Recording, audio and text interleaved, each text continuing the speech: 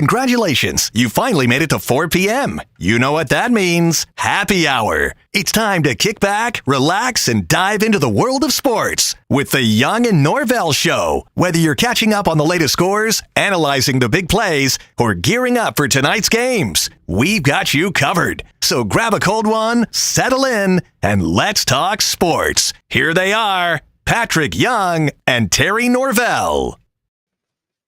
You know, it's not every day that you get to welcome a brand new show, 2-hour show, the Young and Norvelle Show. We go from 4 to 6.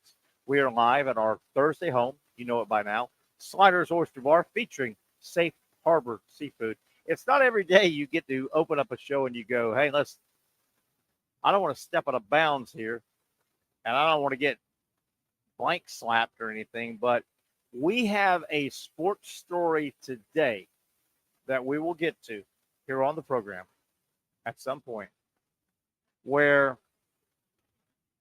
Chuck Norris, that guy, Chuck Norris has been told, hold my beer. You know, it's not very often you can have a sports story where it is a legitimate hey, Chucky Norris, hold my beer. Okay, we've got one of those today we'll get to in a little bit. It is a fun, loaded up Young and Norvelle show coming to you on a Thursday live from Neptune Beach. We're down in Neptune Beach. Weather's wonderful, a little humid. It's coming, folks. It is coming. We had some great rain last night all over Duval County. We had some rain, I guess, early morning around a lot of areas of Duval County, but it's coming. We've got some, the humidity is here. We would rather have humid and hot and sticky than ice cold and 25 degrees. But it's coming. It's heading this way.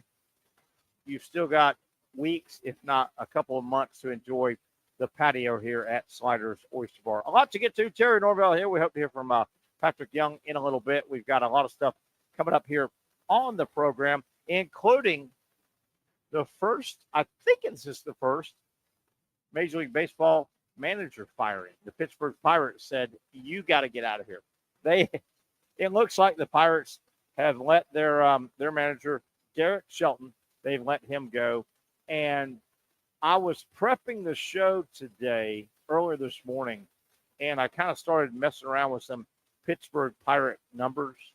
I follow the Pirates because I, like a lot of people, love Paul Skeens, the big right-hander who, I guess, unfortunately, was drafted by the Pirates. He stuck with the Pirates for a while. Paul Skeens, his early start to Major League Baseball is starting to make you think of Nolan Ryan. But anyway, so the Pirates, it looks like they have fired their head coach, Derek Shelton. With that, you may say, well, why were the Pirates the first one? What about the terrible, terrible, terrible Chicago White Sox last year? They were 41 and 142 or whatever the numbers were. What about the Colorado Rockies this year? They are 6 and 36 or whatever. Just terrible, a terrible record. Well, the Pirates, they're like 12 wins right now. And get this, before I knew the manager for the Pirates was fired, I went ahead and started doing some research, putting today's show together. How about as we sit here right now, the Pittsburgh Pirates, who just fired their manager, they've played like 38 games. They're like 36 and 12, I think it is. The quarter pole, the 1/3 mark of a college, of the Major League Baseball season is 40 games, 40, 40, 40, 40, 160, and then you play 2 more games, okay? So the quarter pole is right here. The Pirates, they do have 12 wins. The White Sox have less, and the Rockies have less. But my God, my goodness gracious, the Pirates went ahead and said, it's not going to get any better. How about this? The Pirates, and here's my note right here. The Pittsburgh Pirate baseball franchise, they have played 38 games as of right now. As of when we're speaking, 38 games. The Pittsburgh Pirates have been shut out in 7 of their 38. 7 of their 38. So that got me thinking this morning as I was, and this was before the Pirates manager was fired. I said, I gotta find the numbers here. The Pirates have thrown a 0 up 7 times in 38 games. The Colorado Rockies, who have only won 6 games total so far, 6 games total, the Rockies have been shut out 4 times. Pirates 7, Rockies 4, difference 3. And to be that guy, I had to look up the Chicago White Sox. Last year, the White Sox were the most inept franchise in the history of modern baseball. The White Sox aren't very good this year. So I looked up the White Sox, and I said, well, if Pittsburgh has fired their coach today, and they did, and he's got 12 wins, the Rockies are sitting on 4 total wins. The White Sox are right there. How in the world do you not go ahead and fire the... Oh, my goodness gracious. Pirates have made a move. And how does this affect? What does this do for Paul Skeens? The White Sox, I'm sorry, the Pirates have 2 really good Major League Baseball players. Their shortstop, O'Neal Cruz, is big time. He is a really talented player. Very young kid. Everything points toward him having about the next 12 to 15 years of big-time Major League Baseball staff. Paul Skeens, we know Paul. What do you, if you're the Pirates, what do you do and how do you do it to not totally turn off your fan base? Anyway, we'll get into that. As we go, a lot of stuff to get to. Some sports news and notes, including Disneyland Abu Dhabi. They've got a Disneyland going up in an area that you wouldn't think Disneyland is going into. We got topics about that. SEC baseball, 2 weekends left in SEC baseball. There's still a lot of maneuvering going on. Florida's in a good spot right now. SEC baseball, the Gators have a huge weekend series on the road at Texas, and then one more series, SEC baseball versus SEC softball. They're off in terms of schedule by a couple of weeks. The SEC softball group, they're in the middle of their conference tournament. They're about to finish up their conference tournament. The SEC, and I like this, by the way. I really do. I like this a lot. The SEC baseball tournament is away from the SEC softball tournament. I should have it here real quick. Okay, here we go.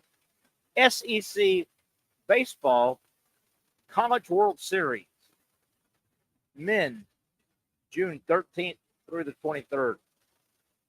SEC College World Series, the Women's College World Series, June 5 through 9. So the Women's College World Series, now it's only a couple weeks ahead, but I do like that. I like the fact that the SEC and the Women's College World Series, they're not pulling viewers that might say, I'm going to watch the men's SEC tournament, not the women's College World Series tournament. I like that. I like that a lot. Now, that is totally different than what we're doing right now. Do you guys realize, and I don't want to be mean guy, pick at the WNBA guy, you realize the WNBA, they are going through right now their exhibition season. They are playing some practice games, and Caitlin Clark is trying to travel and woo the world, if you will. The WNBA, they are a couple of weeks away from starting their next season. It feels like the WNBA never ends. Am I the only one? It feels like they never have an off season. Now, with that said, it is true. the NBA and the WNBA, if you lay their schedules on top of each other, there's a very finite amount of time, 3, maybe 4 weeks, where they overlap. The NBA is wrapping up their season. The WNBA is currently about to open their season. So the word is, why do they do that? Pro basketball wants to try and be year round. They want to have the round ball being talked about either in and around the NBA or the WNBA.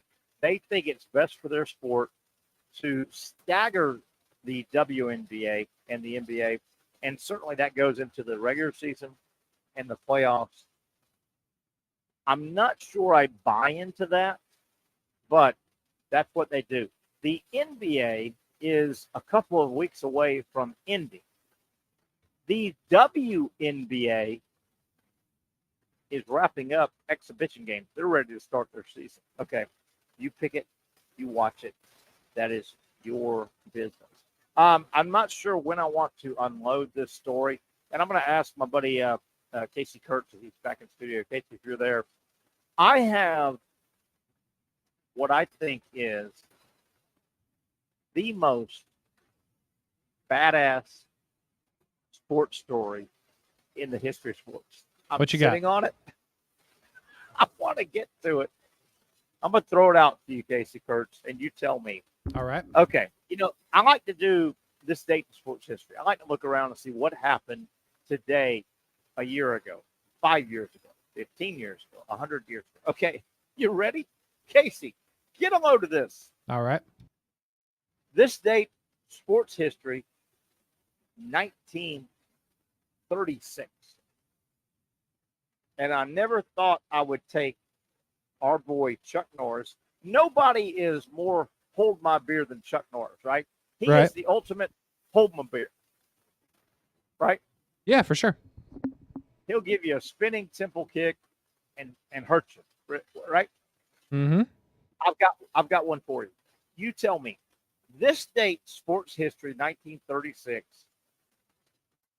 thoroughbred racing. And I know you're going to say, wait a minute, Terry, what are you talking about? But we're in thoroughbred racing season, right? We just had the Kentucky Derby. Sure. So there was a thoroughbred racing horse event this date, 1936, in California. You had a 19-year-old jockey by the name of Ralph Neves, Neves. Okay. Ralph Neves, 19-year-old jockey. He was a very experienced jockey. He had, at the time of this story, 2,000, maybe 3,000 runs. Okay, this guy knew what he was doing. He was also a 19-year-old jockey, and he was married. Nothing wrong with that. He was married. So, this date, May 8, 1936, veteran 19-year-old jockey Ralph Neves, Neves, he is on a horse, and they are off. Off they go. He gets knocked off the horse. Ooh. He gets trampled. Ooh. I'm going to say the word again. He gets trampled basically by the field. That sounds terrible. In this, yeah, it's not. It ain't good. It ain't good. No, it's you not. don't want to get trampled by a bunch of 2,000-pound horses. So, as he gets trampled, he gets knocked off of his mount, and he gets trampled. And this is in California, by the way, one of the famous California tracks. This wasn't a Triple Crown, but I mean, this guy's been around for 2,000 races, okay? So he gets trampled as the horse race finishes. Of course, medical personnel, they flock to him on the course, right? Sure. He's laid out there trampled. Everybody saw it. And of course, even though this was 1936, there was a on-course physician. I mean, they understand. You might need some doctors and stuff. Absolutely. So the doctors and all, they go out, Casey, and they render aid to 19-year-old jockey Ralph Nevers. who was knocked off of his mount, who was trampled, and the on-track doctor pronounces him dead. He's Whoa. deceased. He's gone. Jeez. He's gone. You with me? I'm with you. This is not a good gone. story. I'm not going to lie. This is not bringing the mood up in here. Hey, hang on. He All gone. right. He gone. Gone. So, as the physician said, he gone, and they load him up. Now, by the way, his wife was at the track. His wife was at the track. So let me back up. So the track physician, after examining him, they all went to him. They said, he gone. Gone. They go on the PA system at the track in California and say, Ralph Nevers took the spill. He's passed away. We would like to take a moment of silence. And they take a moment of silence for Ralph Nevers because he passed away by being bucked off of a race horse and trampled to death in front of everybody. It's a bad way to Okay? go. Bad way to go. It ain't a good way to go, I'll tell you that. It's not my top choice, I'll tell you that. No, it's not my top five even. No, definitely not. Okay. So, wifey is at the event, right? She's at the race. I'm assuming once she hears the doctor say, there's nothing we can do for this guy, he's gone. And once they take a moment of silence at the racetrack, Ralph Nevers, you saw it a moment ago, folks. We are sad to report that doctors have said there is no life. He has passed away. Let's take a moment of silence. They take a full moment of silence. I'm assuming wifey is so distraught, she's probably talking to friends and family. Wouldn't you think? I would. And they're consoling her. Yes. They're consoling her. Okay. So they take my man Ralph. They take my man Ralph Neves to the local doctor's office, emergency room, right? Sure. So they take him there, and he's already been pronounced deceased, and they've taken a moment of silence. Well, when they take him around the corner to the hospital, the closest hospital, somebody has the idea, and they say, and this was straight Pulp Fiction. You ever seen the movie Pulp Fiction? I have. Travolta and Jackson. Samuel L. Jackson and I can't remember the female. So he's now been pronounced dead. They've taken a moment of silence. Obviously, the wife at the track is distraught. Somebody at the hospital says, well, you know what? It's only been a few minutes. Why don't we shoot some adrenaline into his heart? You remember that from Pulp Fiction, right? Sure. So, Casey, somebody has the idea and they go ahead and shoot adrenaline into his heart. And guess what happens? You'll never guess what happens.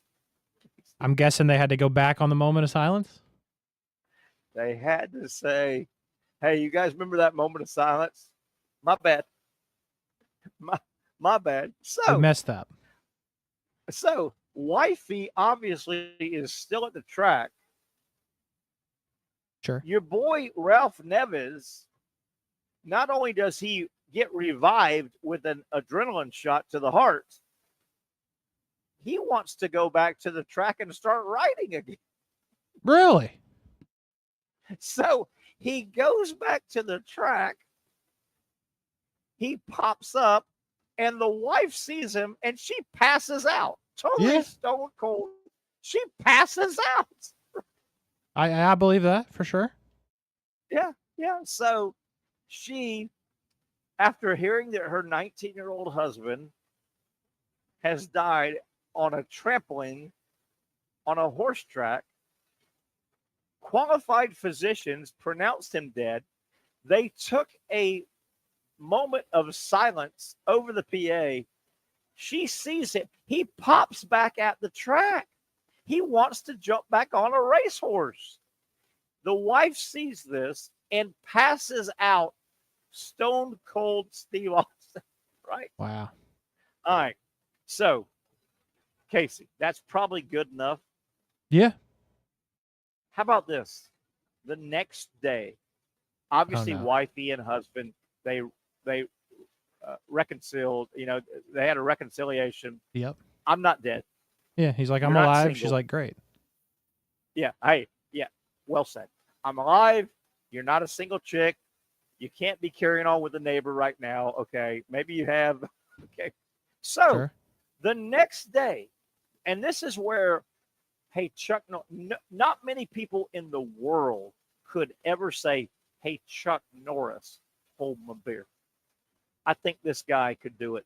The next day, 19-year-old, one day ago pronounced dead, Ralph Neves, he rode 5 different mounts. Wow. He went back to work. He went back to work. Unbelievable. Casey, this guy. Oh my God. This guy, like, Now, I looked him up. He's like incredible at this. Like, he was like really good. explain that. I don't have it in front of me, but I mean, I So looked it up yeah, this morning. I mean, he comes back to life, if you will. He then lived 60 more years. He's a United Yes. States Racing Hall of Famer. Yes. He won 3,772 races, That's my and he's man. one of My only man. 8 people to have 3,000 wins as a jockey. And he died Hey. that one time. He died twice, actually. The one time for real, then Please the one time he died. Hey, I don't know, and please keep that up there on your computer if you can. Sure. What did they say the ultimate cause of death? Please tell me he didn't die at 78 because he had a hangnail that got infected. He's got to go out better than that, man. I hope he was like helping a nun cross the street and a truck hit him or something. You know, there is no mention of a hangnail situation, but there also is no mention of a truck situation. It just says he passed away. And you So know I what? think maybe It's just probably- old. You know what? Or it's probably just out of honor of being a badass. He just died. Could be. You just say he died. He died. He died. Again. So I mean, we all know the great Chuck Norris. Nobody can beat up Chuck Norris. Can beat up everybody in the world, right? We all know that. I think he has beat up everybody at least once in the world. That's what they say. But I think this guy Ralph Neves, I think he could give it a run. I think, hey, Chuck Norris. Not many people can literally say, "Hey, Chuck Norris, hold my beer." Do you think this guy qualifies, Casey? As we go to break, does this guy qualify? Oh yeah, absolutely. This is a heck of a story. I don't know how I never heard about this before, but this is one of the this all not timers. To be honest, I mean, this is a good one. How is this not a movie, for God's sake? That's actually a great Right? point. How is this not a movie? All of the Disney movies I've seen that suck, this feels like one that could be decent. Oh my God, I'm right. Oh, Yeah. Casey. Hopefully nobody has heard our show, and you and I can like tippy toe, and we can let's start trying to get the rights to this story, man. This is like it. great. I mean, this is a good one. This is wild, wild, wild stuff. Because, like, How about it's that? not just he survived and, like, was fine, which would be a story in itself. Bro won Yes. 3,772 wins after he died. He just went till. Hey, this was 19. He just went till 76 or whatever. Oh, what the hell? I'll show you bastards. All right. Exactly. I'll show you bastards. That's bad. That is just bad A stuff right there. All right, let's take a break. We're off and running. I thought you guys would enjoy that, and we're still in the horse racing time of year. Obviously, we just had the Kentucky Derby, the Preakness, and then the Belmont. Casey, being serious for a moment as we get a break, have you ever followed the true story?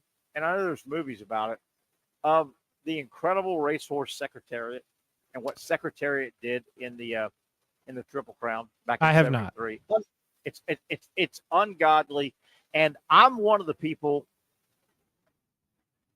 Am I the most learned sports guy in the world? No, I'll never say I know more, and I've got my opinion. I'm one of the people that literally, if you said Terry Norvelle on your deathbed or right now or somewhere in between, if you said Terry Norvelle, could you please take a moment, capture your thoughts, catch your breath, and say, what in your lifetime was the greatest sports performance of all time? If you asked me that, I would come back with Secretariat winning the third leg of the Triple Crown. Obviously, the Kentucky Derby, it's weird. The Kentucky Derby is the first race of the Triple Crown. Mm-hmm. Almost like Daytona 500 is the first race, the Super Bowl. But sure. So Secretariat had already won the Kentucky Derby, the Preakness, I guess, and I may mix it. And then the final race was the Belmont. Secretariat, I think, was the greatest athlete. And I'm going to call a horse an athlete. Okay. If you said, Terry, who's the greatest athlete you saw in your lifetime, and what was the greatest performance? It would be Secretariat and Secretariat. You realize Secretariat, to finish off the Triple Crown, and I believe it was the Belmont. Always mix up who goes first. It's Kentucky Derby, Preakness, Belmont. I'm almost sure. Secretariat, to win the Triple Crown in 1973, won the race by 31 lengths. It was the most god dang blankety blank thing you've ever seen in your life. And what makes it incredible, you got to understand, Casey, the horses that he beat by 31 lengths, those were the other 7 greatest horses in the world. Yeah. You're not supposed. It was ungodly. But we didn't lead the show off with that, Casey. You and I, we led off with a guy dying at 19. Yeah. and coming back. Hey, you're the producer, my man. I'm gonna blame it on you. That is what it is. You know how far 31 lengths is in real life? No, I don't. Do you? I just looked it up. It is 248 feet. And God, and Casey, you've probably seen the highlight over the years. You may not remember, but you've seen it. I've seen it a million times. I was like an 8-year-old kid watching it. It was ungodly. If I can correlate it with something, could you imagine you have the 10 fastest sprinters in the world, Usain Bolt, everybody in the world that's the 10 fastest, and the gun goes off, and let's just say Usain Bolt, at the end of 100 meters, Usain Bolt finishes 20 meters ahead. That's just ridiculous because the other runners are the best in the world. That's what Secretariat did.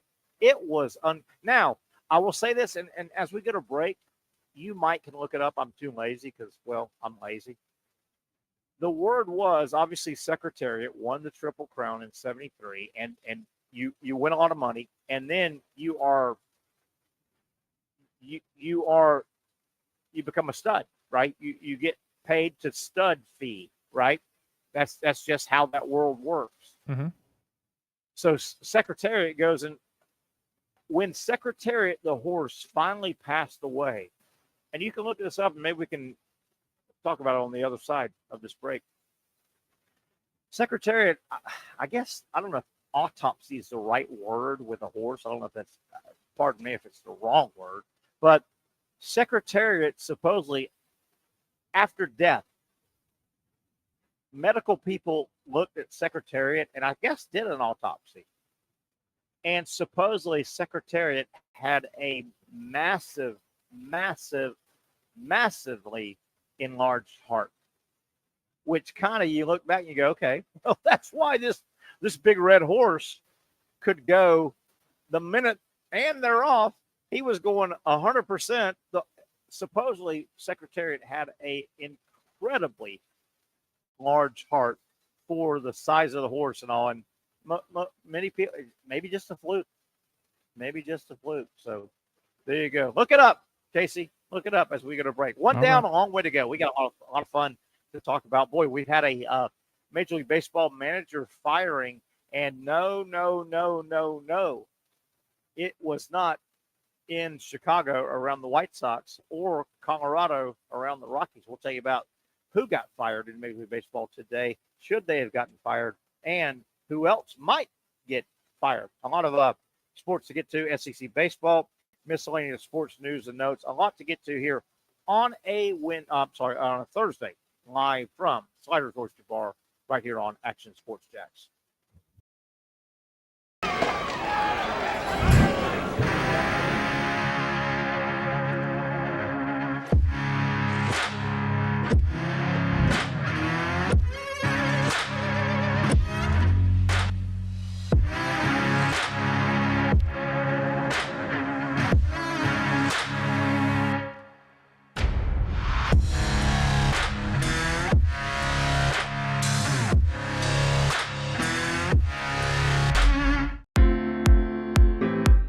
At Southeast Orthopedic Specialists, we know pain and injuries can stop you from doing what you love. This is why our board-certified orthopedic specialists offer the latest in both non-surgical and surgical treatment options and create a treatment plan tailored to your unique lifestyle and goals. So, whether it is a sports injury or that nagging pain that's keeping you from doing what you love, our team has the right treatment for you. For more information or to schedule an appointment online, visit our website.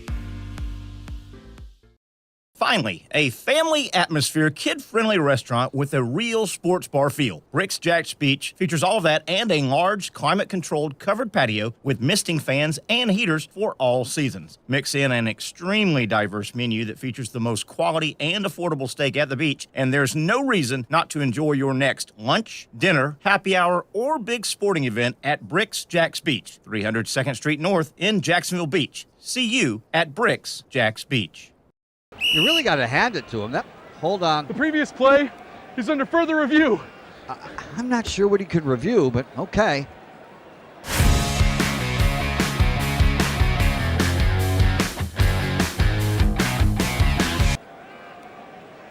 Sure has been a while. Dine in at Hurricane Grill and Wings for the football season. Well, there he is. Oh, what is that? The Action Sports Jacks 24/7 network is streaming. I'm Stuart Weber, and I'm here to teach you a nice three-step process on how you can watch all your favorite programming from the Brent and Austin Show every weekday 10 a.m. to 1 p.m. or the Cup Date with me. It's fantastic. We talk NASCAR. It's a great time. Wednesdays at 1 o'clock. All right, first step, easy. Download the Action News Jacks app. You probably already have it downloaded on your phone, so you might already have that one taken care of. Step 2, see that stack of pancakes up there? You click that stack of pancakes, and it's going to bring down step number 3, which is a full screen of all the different streams that you can click on, including the Action Sports Jacks 24/7 stream. You click that, the video's rocking and rolling on your mobile device, you're watching all the shows you want to, and you're having a good time. You can also do it on your smart TV with the Action News Jacks Now app. I do it on my Samsung TV at home. It's a great way to watch it on a nice, large screen for all the content. That's the Action Sports Jacks 24/7 network. Hope you can find it. You trust CGC to make your water great, and now you can trust CGC with your plumbing needs as well. Fast, convenient scheduling, licensed and insured. A quick call away at 904-552-1242. You never know when you're going to have an issue with a shower, toilet, or maybe it's a sink that sometimes is easy to fix. All right, let's be honest. I'm not fixing anything. I'm totally staging this because when I have a plumbing problem, I call CGC Water Treatment and Plumbing. Trained professionals, transparent pricing, customer satisfaction. Small problem or even a bigger issue. Maybe you need a new tankless water heater or something a bit more intricate. The experts with 25 years of experience at CGC Water Treatment and Plumbing can do it all. Call 904-552-1242 or visit cgcwater.com. That's 904-552-1242 or cgcwater.com. CGC Water Treatment and Plumbing, an authorized independent Connecticut dealer. Florida license number CFC 1432579. Look of downtown Jacks Vegas. I don't want to get into a deep discussion here as we welcome you back to the Young and Norvelle show on a Thursday. We're at our Thursday home. I've seen a bunch of my friends. What a fun place. Sliders Oyster Bar down here in Neptune Beach. just a fun place. I was here Sunday. I come here all the time. I ride my beach cruiser down here. It's just a fun. Number one, the best seafood, the freshest seafood. If that matters to you, the best seafood, the freshest seafood. Well, get to Sliders Oyster Bar. They feature and carry in their menu Safe Harbor Seafood. Safe Harbor Seafood is right there, folks. I'm telling you, from the ocean to your plate, it doesn't get any fresher than that. And it's just a fun place. Great people watching, indoor dining, indoor bar, full liquor bar. Obviously, the Oyster Bar, Johnny Pop and the folks running the Oyster Bar. It's a fun place. I'm here all the time. And if you do know, well, you know. If you don't know, you need to know. Sliders Oyster Bar, my location, our location right now. And we certainly hope you check it out if you don't know, in Neptune Beach, in the really the corner, the cool place. You know it. You love it. If you don't, you will fall in love with it. Sliders Oyster Bar. Casey Kirk's producing. We've got I've been threatened a little bit. Ooh. Patrick Young says he's on his way. I don't know. I don't know. I don't know. We'll see. We'll see if Patrick makes it here. We talked about Casey. We've had a firing. What are the odds if that the first Major League Baseball manager firing would not be the White Sox manager or the Rockies manager, Casey? True. The Pirates guy got fired. Yeah, tough go for Derek Shelton. But, you know. Sorry, bud. A lot of losses is not going to help you keep your job. I will say Derek Shelton, no shout out to him. He was a good hitting coach for the Rays for 5-6 years or so a little while ago. Good hitting coach, apparently not the world's best manager, but also the same thing I say about a lot of the managers when they get fired in those situations. What was he supposed to do? You're giving him AAA players for the most part. That's a really, really, really good point. I remember last year when the White Sox were setting the current record, right? The White Sox, modern Major League Baseball, last year the White Sox went 41 and 121. If you had I think that comes up to 162. They 41 wins, 121 losses, the White Sox. And of course, they fired, and I know this guy because I played college baseball in this area, Pedro Grifol, who was he played the big leagues. He wasn't a star player, but Grifol was the White Sox manager last year, and he got fired as the season played out. He was a former FSU star catcher. I mean, really good catcher out of Miami, went to the College World Series. Well, they fired him. And, Casey, what you just said, I think I echoed that last year. I went, well, my God, what you fired? I know at times companies and corporations have to do something if they're underperforming. Mm-hmm. But if you're Pedro Grifol last year, you had chicken. They asked you to make chicken salad out of chicken. Sure. You know what I mean? What are you supposed to do if you got no players? Yeah, I mean, in the worst way, you collect a paycheck and hope for the best, and that's what you do to a certain amount of time. But at the end of the day, like, you can only work with what you got. You can only cook what's in the kitchen. And the White Sox last year sucked. There's no other way to put it. They didn't have good players. Yeah. And the unfortunate part I think about for the Pirates is, and for Derek Shelton, because again, I like the guy who was a coach of the Rays. There are players ready to play for the Pirates, like prospects that should be ready. Sure. The problem is, like, a guy like Henry Davis, who you drafted as the first overall pick a couple years ago, he can't hit in the majors. So, and that's not Derek Shelton's fault, but you missed on that one. And you traded for a guy last year in Nick York, who was supposed to be a good prospect, hasn't worked out. So he's not even in your majors right now. So you've whiffed on some prospects. You have pitching prospects that for whatever reason you're not calling up, and you're going to have somebody get fired because of it. Yeah. And I don't want to put you on the spot if you don't know. So pardon me if I throw this out. You're good. But you look at the Pirates organization. Obviously, they're struggling. They're not Rockies bad or White Sox bad, but they're right there. They've won 12 games. The Rockies have won 10. The White Sox have won 10, I think it is, and the Rockies 6. Okay, so the Pirates aren't the worst team, but they're not very good. If you're the Pirates, though, the easy thing to say is, well, you know what? The Pirates, they do have two superstars, Paul Skeens and O'Neal Cruz. Well, I don't know if it's as easy if you're a fan in the Pittsburgh area. If you say, well, just go trade those two and get some good play. Well, if you're not going to pay to be one of the best, all you're going to do is cycle Skeens and O'Neill Cruz out and kind of be back where you're at, right? I mean, what do you do if you're Pittsburgh? I don't know. Yeah, no, I mean, you're in a tough spot. I mean, again, and I follow the prospect stuff a lot more than other people, but like you've got two guys who, maybe not two guys. You've got at least one guy for sure that could pitch for you right now in Bubba Chandler. He's their number one prospect. I think there's no business. He should be in the majors without a doubt. Hunter Barco's a name you probably know. He pitched for Florida. Yeah, the Bulls kid. Yeah, and he pitched for Bulls as well. He's been. Where's he at? He's in AAA now, but he's been hurt, so he really has not pitched much in the last couple of years since he's been drafted, but he's close.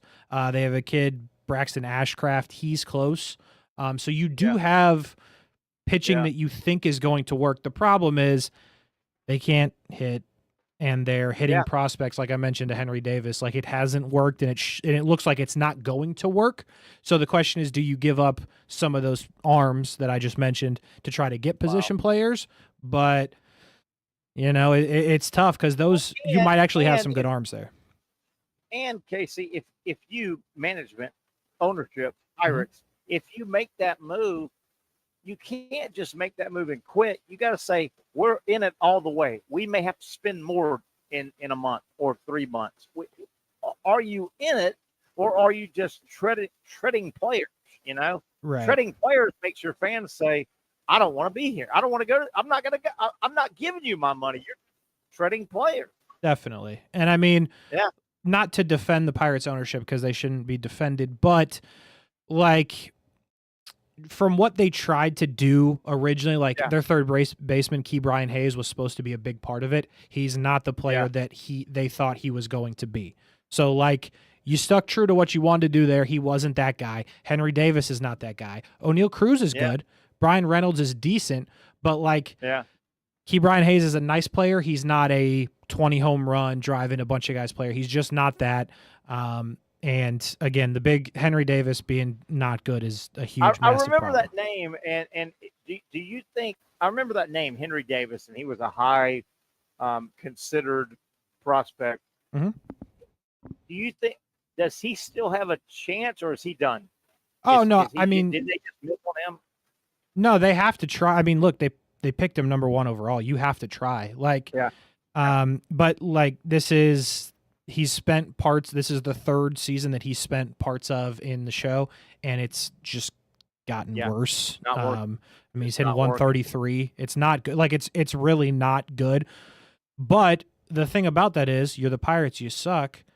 If you let this guy play this year, like fully all the way through when he's healthy, and if he's still bad, you go, okay, we tried. We gave it every ounce of effort we could. If he plays a lot this year, that'll be 200 or something games in. He's still hitting under 200. Like, he doesn't have power. He does not play a great catcher behind the plate. And then I think it's easier to move on. But at this moment in time, you already know you're terrible. You're done for the season playoff-wise. Let the kid play, see what happens. Maybe it'll surprise you. Hey, and speaking of the Pirates being terrible, obviously they fired their manager today. They're not the worst record-wise. They're 3rd or 4th worst record-wise. How about this? As I'm putting the show together today, I said, well, let me look around. They just fired their coach. Let me look around. How about this? We know the Rockies are terrible. I mean, they are fighting to not be the worst ever. They've won 6 games. We're almost at the quarter full, okay? The Rockies are terrible, 6 wins. We also know the White Sox, 2nd year. Yeah, hey, the White Sox, as we'll welcome Pat on in a second, the White Sox are terrible. They set the record last year, Casey, and they have like 10 wins. So 6 wins, 10. The Pirates right now are at 12 wins, but Casey, you said something a moment ago about, I don't know how you phrased it, the Pirates they just can't score. I looked at the White Sox, the Rockies, and the Pirates season to date. Okay? How about this? The Rockies have been shut out in 30 everybody's coming up on 40 games. The Yep. Rockies have been shut out this year 4 times. The White Sox have been shut out 4 times. The Pittsburgh Pirates, after 38 games, almost a quarter of the full, they've been shut out 7 times. They haven't scored a running in 7 games, Casey, out of 38, almost a quarter full. They're even worse, even though the record is not, they're worse than the White Sox and the Rockies. They can't score. Yeah, it's bad. I mean, it doesn't surprise me just because of, again, I follow the prospect stuff a little bit. Like the White Sox have younger players that like are position players that can hit. They've had some guys that they've brought up that have been good. So that part doesn't surprise me. And then the Rockies, it's always been pitching because no one on earth wants to pitch in that ballpark. Pitching in that ballpark, yeah. So, I mean, the Pirates have that problem, and the White Sox and the Rockies have a pitching problem. So, collectively, it's bad. And I know we want to bring our buddy Mr. Young here on the show. But, Casey, real quick, this is such a tough thing to throw at you. O'Neal Cruz, but more specifically, Paul Skeens. How much longer will those two guys be wearing will they be there 2 more years, a year and a half?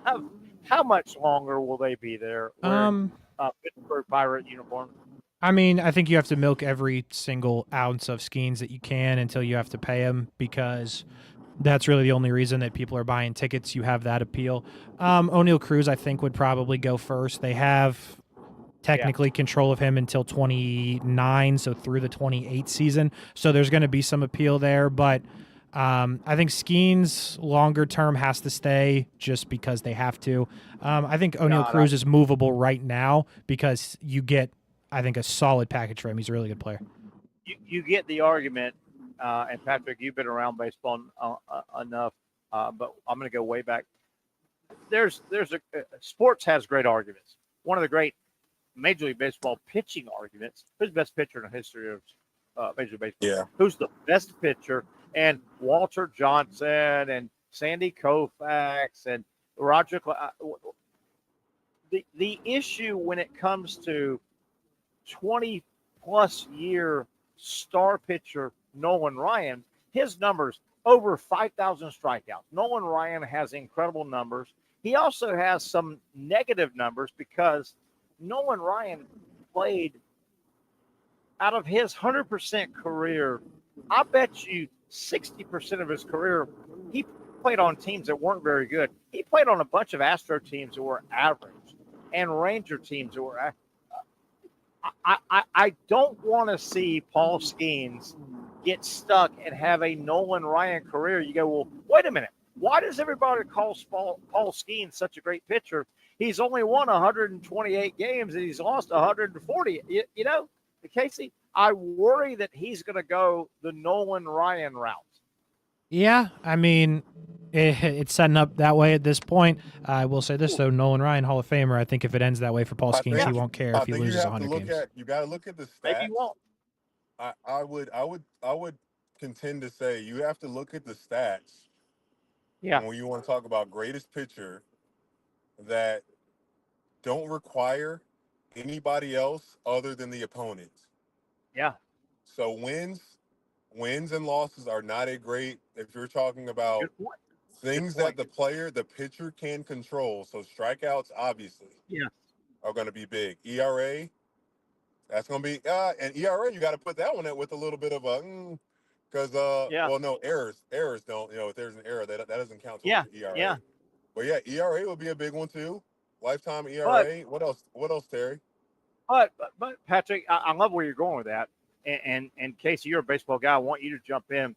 I don't know if this is a stat, but wouldn't you love to see, and I know early this season, Paul Skeens has had a lot of his starts.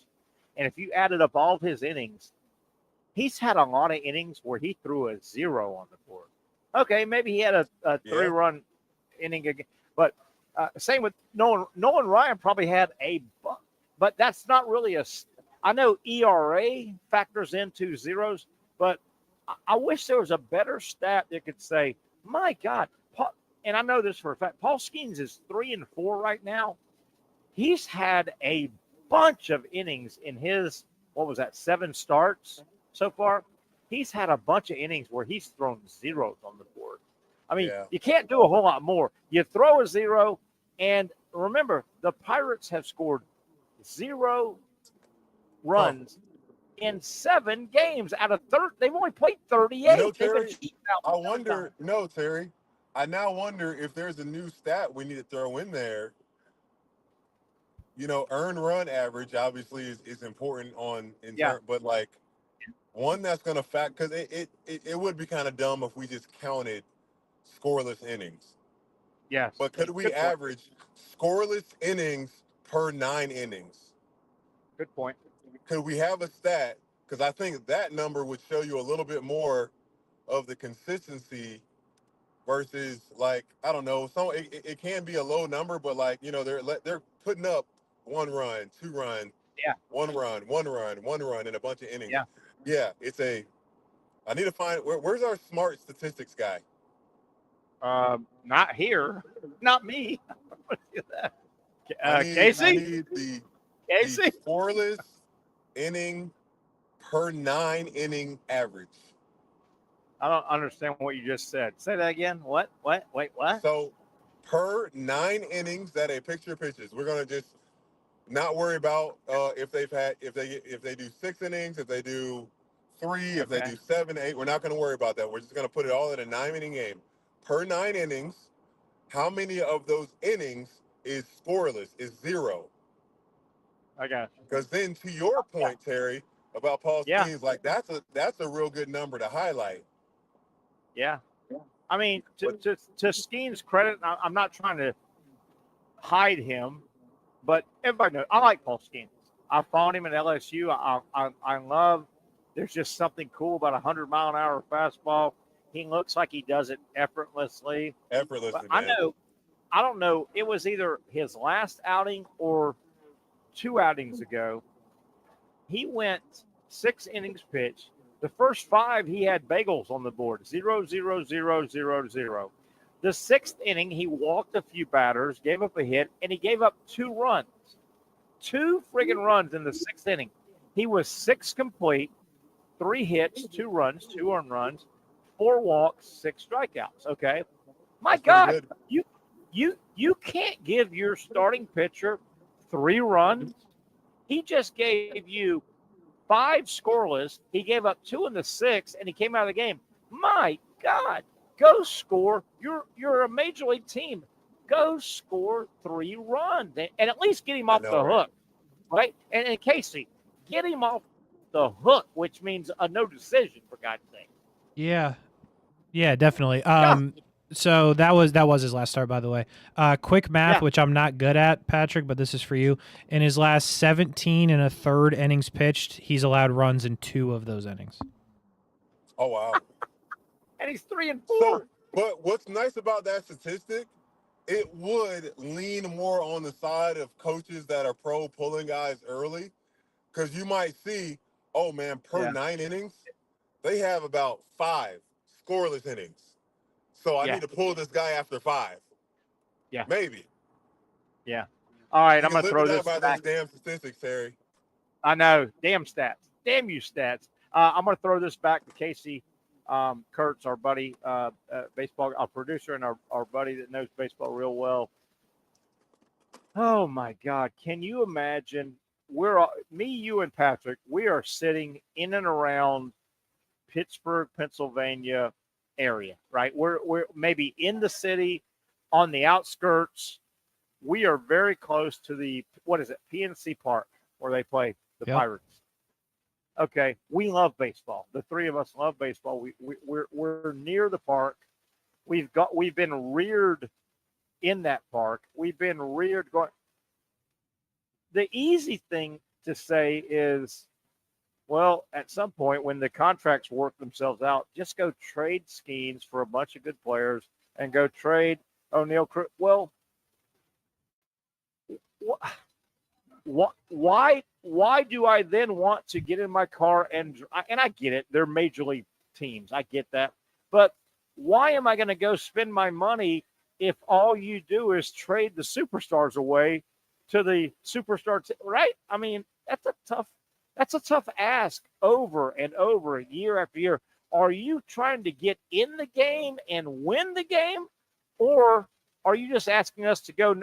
Whoever wears the black and gold, we're supposed to just go through the turnstile. That's a tough ask, man.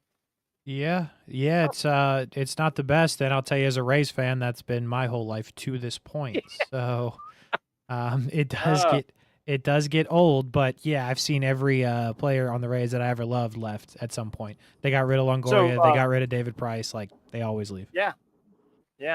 And you know what? But I'm gonna throw a little asterisk when it comes to the Marlins and the Rays, but particularly the Marlins.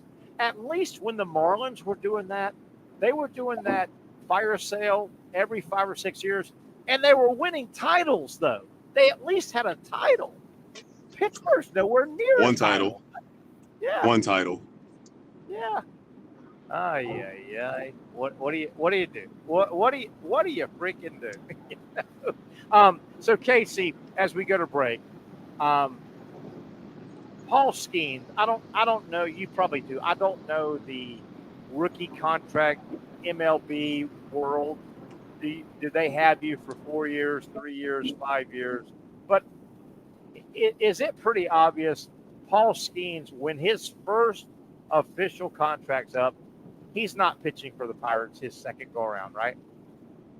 I mean, barring some unbelievable turn of events, I would say that, yeah, that's probably correct. I mean, the baseball contracts are goofy, so, like, they have control of him, per se, but, like, he can't get out of it. They would have to move him. But right now he's in this thing called pre-arbitration, and then he'll go to arbitration, and then he would be a free agent player. So, like, he will not be able to leave on his own for, like, 6 years. Yeah. There's pre-arbitration before you even do anything? Yeah. What the hell is this? It usually doesn't come up because, like, guys don't make it to the majors that quick. So, like, you would think it's just like a minor league re-up of the contract, if you will. But he made it in the first year of his contract, so, like, you don't really see it. But, like, it's very much a thing because minor leaguers don't sign long-term deals. There you go. And this will be one of those situations where we're at. Today is May 8th. The All-Star break is always around the 4th of July, I think a week or two after the 4th of July. It'll be here before you know it. This will be one of those situations, in case y'all throw this to you, you're kind of a baseball guy. This will be one of those situations. Paul Skeens will make the All-Star game, and he'll run out to the mound early, even though his record may be 5-7 when the All-Star game rolls around, right? Because people figure out definitely his ass off. It's 5-7, you know? Yeah, I mean, Patrick said it a minute ago, like, the wins and losses don't matter anymore for pitchers. Like, it's unfortunate. Like, I know older baseball people feel that it's not right. But, like, to me, I don't care if you're 0-15, other than it looks ugly and you're probably going to get made fun of. If your ERA is under 3 and, like, your strikeouts per 9 is in that 8-9 area, I don't care how many games technically you lost because you're giving us a chance to win. And Casey, am I correct? Skeens a couple years ago, he was 1 of 1, right? He was the first player picked, right? Yeah, he was 1-1 in 23. So the Pirates just were loving life because they were sitting at 1 of 1, right? That's how they got him, right? Yes, that is correct. They won the lottery. Oh my goodness, Patrick Young, one of 1. Now he's making a lot of money, and I just hate to see him wasting 3 or 4 years. You only have so many throws in an arm, man. And I know Nolan Ryan, we compare him to. Nolan was a freak. There's only so many fastballs in that arm, man. So many fastballs in that shoulder. So, all right, let's take a break. We'll wrap it up. Hour number 1. Fun Thursday edition. The Young Norvelle Show. We're live at our Thursday home. It's starting to fill up here at happy hour. We are at Sliders Oyster Bar. Patrick Young, Casey Kurtz, Terry Norvelle, and you. Stay with us. We got a ton of other stuff to discuss here on the Young Norvelle Show coming back after this timeout.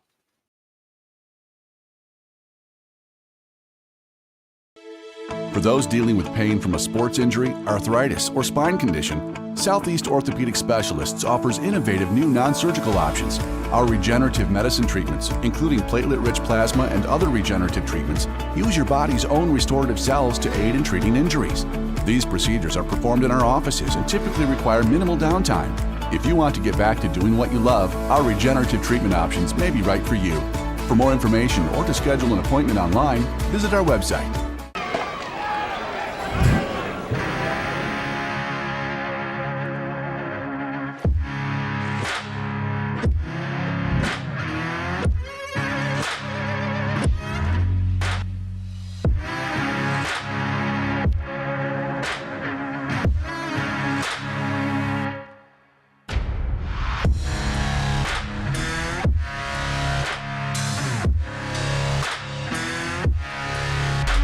Finally, a family atmosphere, kid-friendly restaurant with a real sports bar feel. Rick's Jack's Beach features all of that and a large, climate-controlled covered patio with misting fans and heaters for all seasons. Mix in an extremely diverse menu that features the most quality and affordable steak at the beach, and there's no reason not to enjoy your next lunch, dinner, happy hour, or big sporting event at Rick's Jack's Beach, 300 2nd Street North in Jacksonville Beach. See you at Rick's Jack's Beach. You really got to hand it to him. Hold on. The previous play is under further review. I'm not sure what he could review, but okay.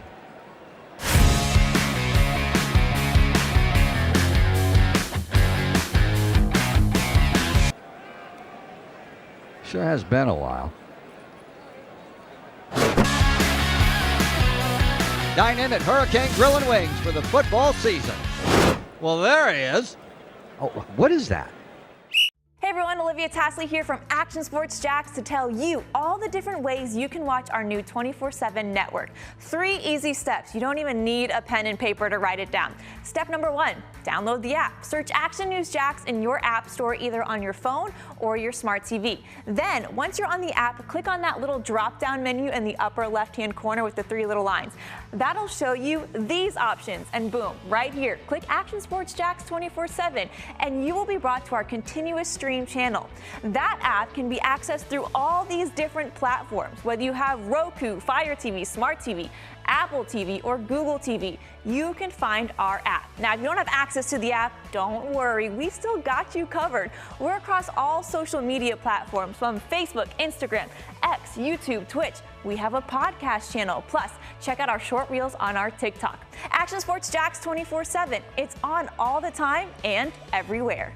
It's a new logo, new branding. With Bold City Heating and Air, it's an old school approach. One of the few locally owned and operated air conditioning businesses left in Jacksonville. It's hot, Florida in the summer. You can't do much to avoid it, but you can keep cool with Bold City Heating and Air. It's every customer counts kind of service, from when these trucks have pulled up to my home over the last couple of years and when they pull into your driveway as well. From communication to pricing to the actual service, everyone at Bold City Heating and Air cares about you. You know who is coming to your house. You know they will be well trained and they will respect your home. Air conditioning convenience at boldcityac.com. Stay cool while it gets hot. Bold City Heating and Air can help. Don't get caught sweating all summer. boldcityac.com, and they have financing to help. New systems starting at $110 a month and $50 off any repairs. Stay safe, stay comfortable with Bold City Heating and Air at boldcityac.com. Homegrown in your hometown.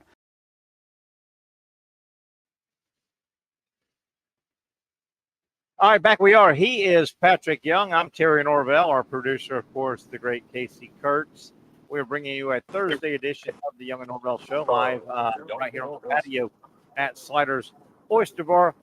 Patrick Young, Terry, a little birdie told me that you might have had a meal with one of your former basketball coaches recently. That's pretty cool. I did.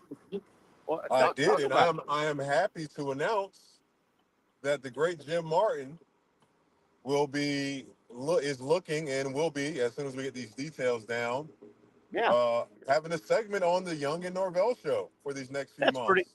That's pretty cool. He's Coach Martin, obviously a longtime basketball coach, as good as they get. Coach Martin could have easily gone the college route a long time ago. He loves high school. He will break the Florida record for wins. He will break the Florida record. How about that? He'll bust the Florida record for wins. Pat, you played for him at Providence, and certainly we are obviously. I think this week and next week high schools are graduating. So we've got a situation where every summer parents kind of think, well, where am I going to put my kids at? I need to get them in a camp. I need to get them in some activities. Coach Martin has run a summer camp or camps for years. Can you speak a little bit? I know we're a little premature, but can you speak a little bit of? We're a little premature, but I feel really confident.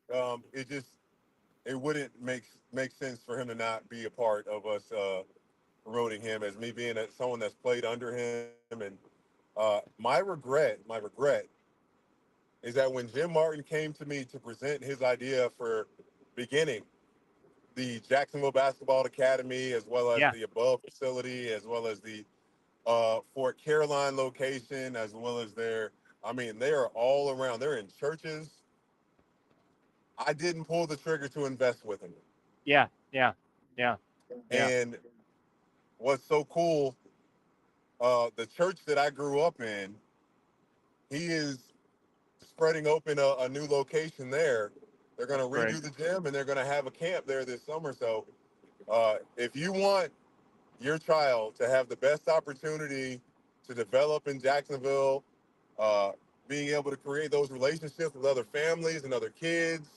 I mean, my best friend, I'm not exaggerating. This is my I would die for this man. Matt Santoni, he is one of the coaches that I would love for your kids to be coached by. My kids are going to be coached by his. So I can't speak enough words. You getting your kids an opportunity to go get trained with Coach Martin and the team that he's created at any of those locations. Let me ask you this for people that are out there, and summertime can be tough on parents because, I don't want to say this erroneously, but sometimes public school or school is kind of the babysitter. At least the parent can go to work and know that the kid is at school. Summertime, there's kind of a void, and a lot of parents are looking to get their children in activities, and you just don't want them laying around and doing nothing, or just going to Aunt Susie's house and eating and doing nothing. With regard to Coach Martin, Coach Jim Martin, longtime Providence coach, his camps, are they, and I don't know this, I'm asking this as a question. Yeah. Are his basketball camps geared toward the athlete that wants to up his or her game, or can it also just be build character and learn life lessons? Well, the character part is something that's never, that should, parents listening, the character building and the challenging and the development there on that side, if that's not a centerpiece in why your child is participating in any activity, I challenge you to take a look back and see why you're doing what you're doing. Just a waste to spend so much money, time, and passion into something and for it to not affect the way we live our lives. Yeah. I believe that basketball as a team sport helps you to have respect for authority, helps you to learn how to commit, helps you learn how to sit and wait, helps you learn how to lead. I mean, there's so many things you can throw in there, but on the individual level, and this is one thing I got to brag on Providence right now. If you look at a school, and this is not disparaging these schools they're playing within the rules. Yeah. Trinity's baseball program has about, 10 kids that are in the homeschool system that are playing on the baseball team. I agree. Providence has not accepted doing that because it's not fair to the kids that are paying full-time, full tuition. But they train a lot of homeschool kids. Nice. Throughout the year, there's individual training for those players that are middle school, high school level. There can be individual training. And then there's the AAU basketball league. Coach Martin's team, they have about 25 basketball teams in Jacksonville. So your kid can be a part of a team, of the individual. I think every part of it is beneficial because the last thing you want to do is to waste talent and waste time. Yeah. So what better way to take advantage of that, right, Terry? Absolutely right.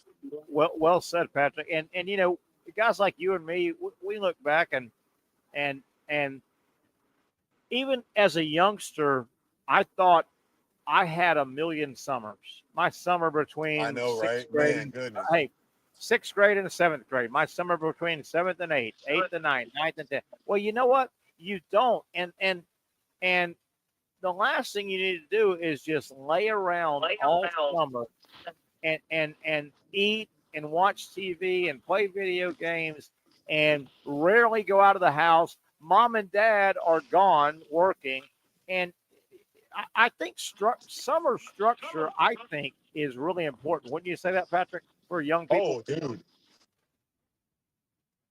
I was speaking with the lady that helps me with my foundation, Andrea Lupert. She's Yeah. fantastic, and she has 2 girls. And I talked to her about going into this season of the girls not having school, and it's really nice to not have to do the morning shuffle, the morning Yeah. Zoom.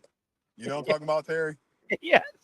Yes. So there's a benefit there. The kids being able to sleep in a little bit, but Yeah. she has a plan for them to get involved in things, and it's nice to have them around. But kids need tasks. I agree. Kids certainly need tasks and direction, or they'll just gonna.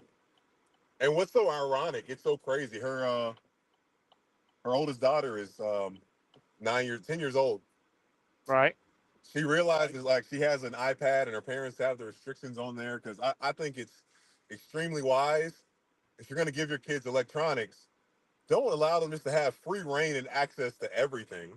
Yeah. Like, let them, like, as they develop, okay, you can have a phone, you can play games, you can message your friends, but I'm going to keep you from the internet. So her daughter realized, like, they have this Disney Plus app that if she's watching stuff on Disney Plus, that she can't stop. Nice. She's like, I can't stop. So she's like, I got to delete it. Nice. And I was like, you know how many adults would love to see be able to just can't have like lives? Like, I realize this is harmful. I need to just delete this thing and find something else to do. Man. I can even bring that to, gosh darn, I'm a 60-year-old dude. Patrick, I think we also run into problems when we just do repetition things. There are times I will go home, I can wrap this show up, put the gear away, get in my car, go home. I walk in the door, I see my dog, I take her out, I let her use the bathroom, I feed her. Penny. I Penny. Penny. I go upstairs. Met Penny and I love her. Oh, she's a sweet girl. But I mean, I'll go upstairs, put my night clothes on, kind of lounging around, and if I'm not careful, I will watch the same exact channels and shows. Oh, okay. I don't think that's good. I think we need to be shaken up a little bit, right? If I'm not careful, I'll watch. So, man, I mean, it's so easy to get caught up in your comfort zone. Yeah. And I'm not saying that there's not a benefit to that, but it's like, yeah, when we really truthfully take a glance and look at how much time we have left, it's so convicting, because you can't talk about and having like mortality and not be confronted with it. Even like, I'm the one bringing it up, and I'm trying to affect everybody else, but this is going to affect me too. Yeah. Man, the number of summers, the number of Thanksgivings, the number of hours, and how much time we lose off of things we can't change. Terry, you and I can't change that we need to drive to get certain places to do things. We can't change that we need a certain amount of sleep per day. We can't steal more hours. You can try in doing that, but look how it will affect the other parts of your life, right? So, man, this whole glance at and that's why, when you look at these decisions in sports that are made, there's how many guys realistically are playing in their 40s, Terry? Exactly. Well said. How many? Well, not many. Right? Not many. Not many, and at a high level. Like, they're unicorns, they're outliers. Yeah. Like, the decisions that are made for these young men, like a Paul Skeens, like his baseball life, you pray and hope that he could have a Nolan Ryan-like career, but that's not realistic. Yeah. Like, do these teams really make these decisions? They make decisions based upon the business and the organization, not what's best for the player. Yeah. Yeah. So that's Hey, where I Pat. think as fans, sometimes it's twofold. Really cheer on those guys that are screwed by the organizations.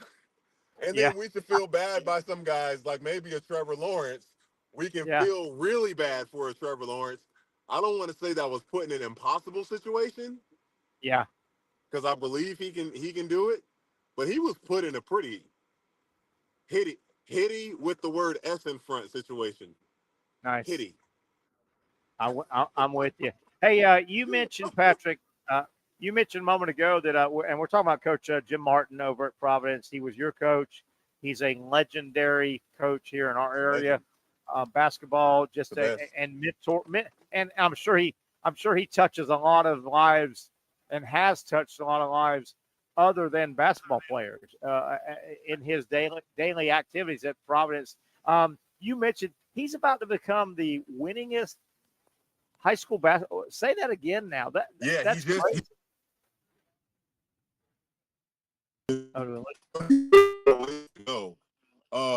He's still got a ways to go, but he will hit that record. He will be. That's incredible. That's incredible. In all honesty, I don't think it's that secret to know that Coach Martin's wife hasn't been very well sometimes. Yeah, sure. I'm aware. I'm aware. She's not doing well. She's not doing well, and it's been heartbreaking for everyone in the family because Lord Martin is the sweetest human being I've ever met in my life. And it's almost like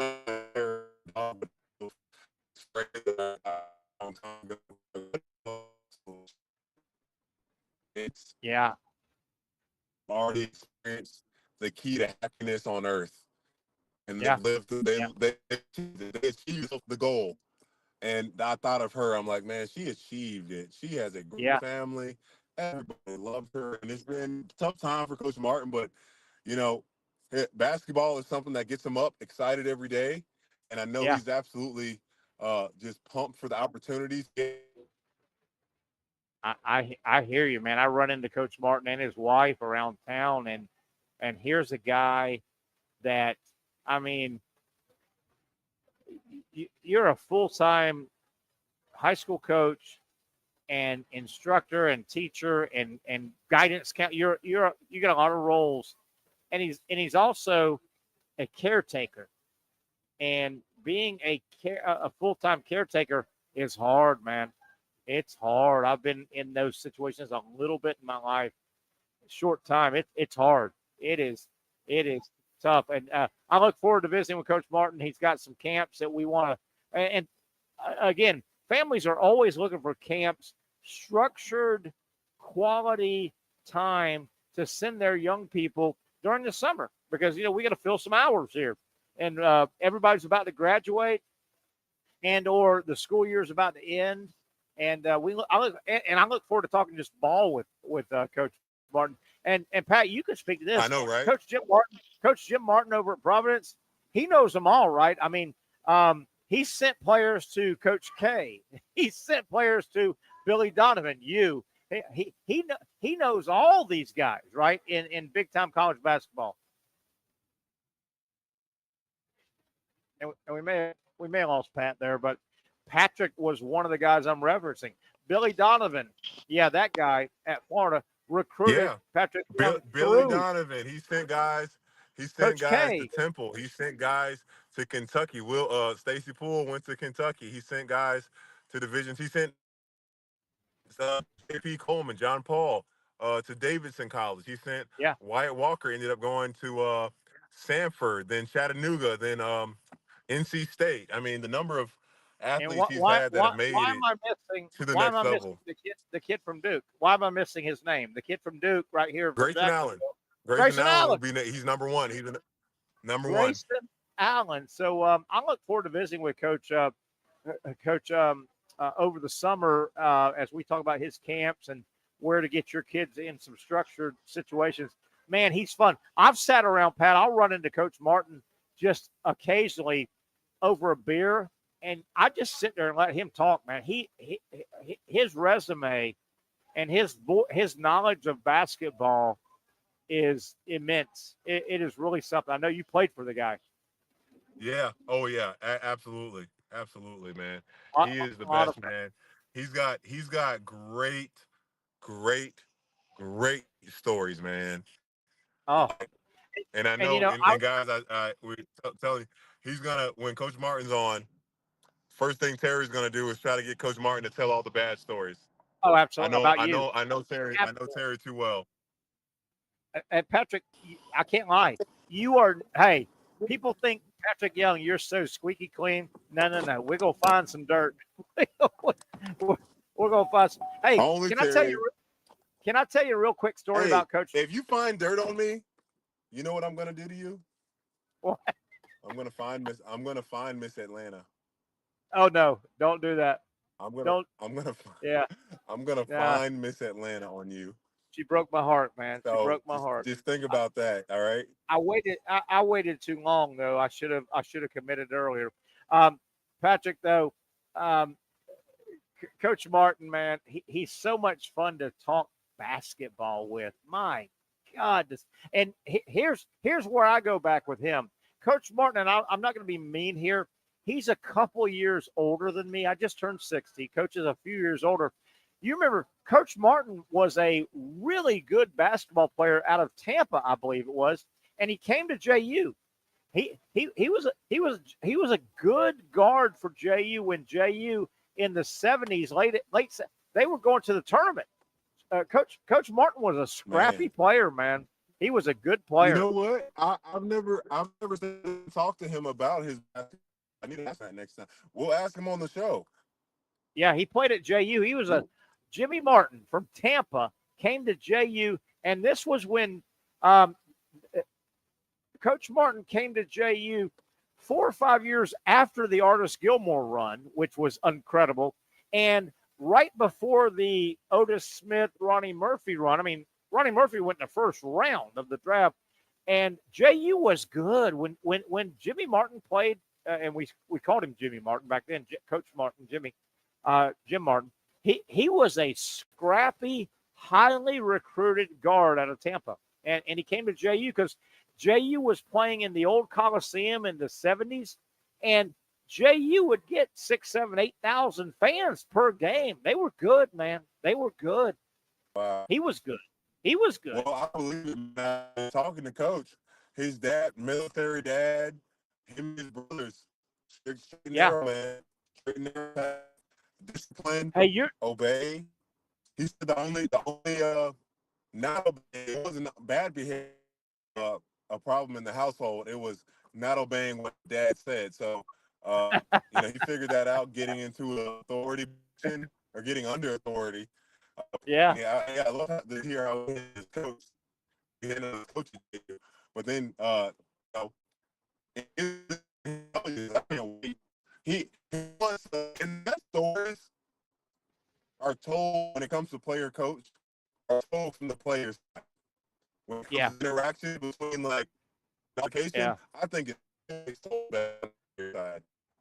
And Pat, your dad, Robert Young, he will tell you how mean and how much of a he was when he started coaching. Yes. Then he was still rough. He was still rough, but he wasn't that rough. And now, man, he's soft as pudding, man. I saw him the other day, and I'm like, Coach, I'm looking at you right now, and I know you're the best. I gotta be honest. I'm not scared of you one bit. And I gotta go change my hair. Nice. Oh, I guarantee you.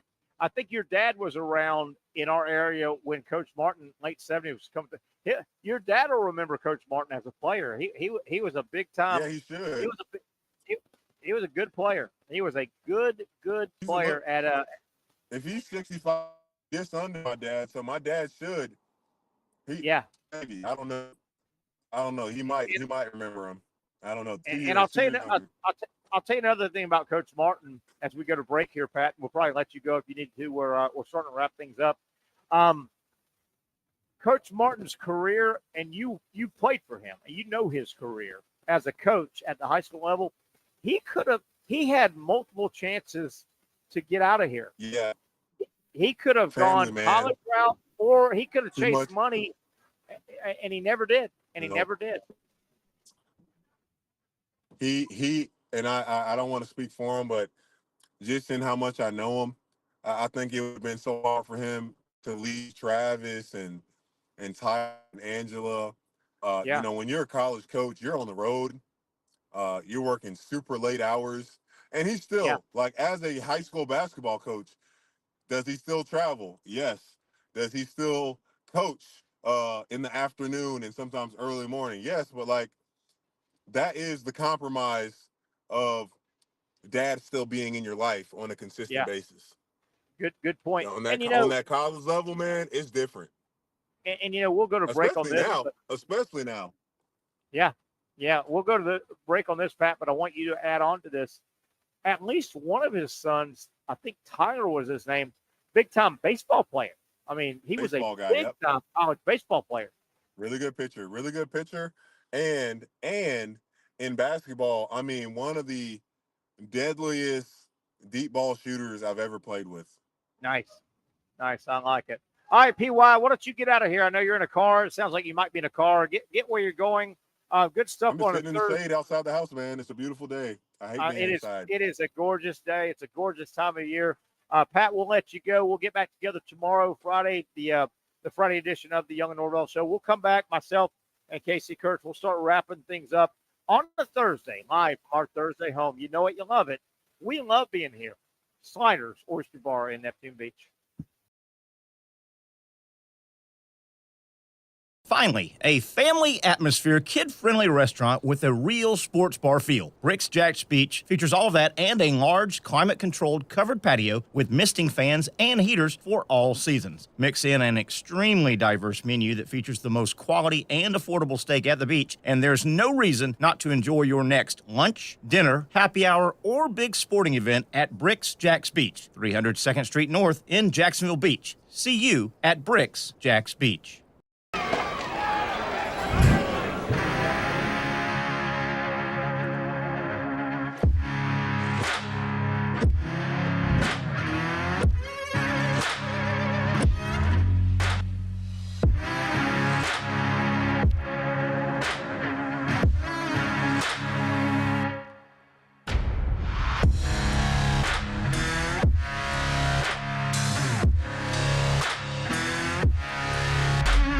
For over 20 years, Southeast Orthopedic Specialists has been providing the highest level of orthopedic and spine care to patients throughout Northeast Florida. Now, we're making that same great care even more convenient with Southeast Orthopedic Specialists Direct, a walk-in clinic where you can be seen for pain or injuries with no appointment needed. Staffed by orthopedic physicians and specialists, we offer everything from diagnosis and treatment to imaging and bracing, all with no appointment needed. For more information, hours, and locations, visit our website.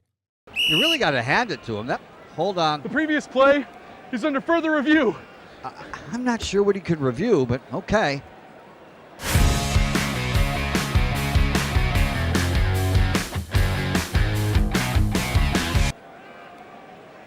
Sure has been a while. Dynamic Hurricane Grill and Wings for the football season. Well, there he is. Oh, what is that? Hey everyone, Olivia Tasley here from Action Sports Jacks to tell you all the different ways you can watch our new 24/7 network. 3 easy steps. You don't even need a pen and paper to write it down. Step number 1, download the app. Search Action News Jacks in your app store either on your phone or your smart TV. Then, once you're on the app, click on that little drop-down menu in the upper left-hand corner with the 3 little lines. That'll show you these options, and boom, right here, click Action Sports Jacks 24/7, and you will be brought to our continuous stream channel. That app can be accessed through all these different platforms, whether you have Roku, Fire TV, Smart TV, Apple TV, or Google TV. You can find our app. Now, if you don't have access to the app, don't worry. We still got you covered. We're across all social media platforms from Facebook, Instagram, X, YouTube, Twitch. We have a podcast channel. Plus, check out our short reels on our TikTok.